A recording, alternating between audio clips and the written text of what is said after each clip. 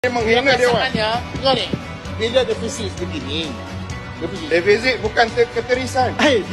Assalamualaikum geng. Bajet defisit adakah satu ketirisan? Apa itu bajet? Apa itu belanjawan? Bajet tu bahasa tak rasmi. Belanjawan tu bahasa rasmi.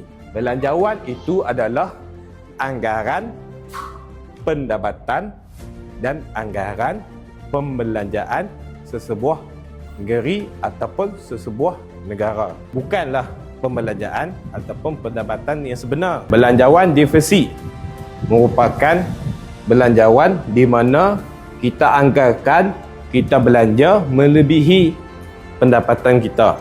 Sebagai contoh, kita anggarkan kita punya pendapatan kita 1 bilion dan kita anggarkan kita belanja 1.1 bilion. Maka itu defisit sebanyak 100 juta. Boleh jadi selepas tahun berjalan kita punya pendapatan sebenar melebihi daripada anggaran yang kita unjurkan, dan boleh jadi pembelanjaan sebenar kurang daripada apa yang kita unjurkan. Sebagai contoh, tadi kita anggarkan pendapatan kita 1 bilion, tiba-tiba kita punya pendapatan kita melebihi 1.1 bilion.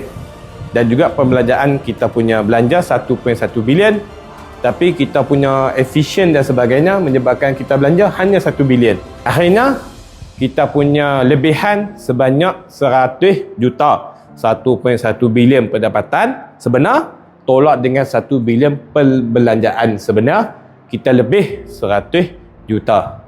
Kesimpulannya, belanjawan defisit ataupun belanjawan surplus bukan isu, bukan ketirisan. Yang kita perlu tengok adalah sepanjang kita berjalan, sepanjang proses kita berjalan tu, adakah kita guna duit belanja kita tu sebetulnya dan kita usaha untuk mendapatkan hasil itu dengan cara yang sebetulnya. Jika kita guna belanja itu dengan ketirisan atau kita membazir, boros dan sebagainya, rasuah dan sebagainya, ambil soklak dan sebagainya, itu ya sebenarnya ketirisan.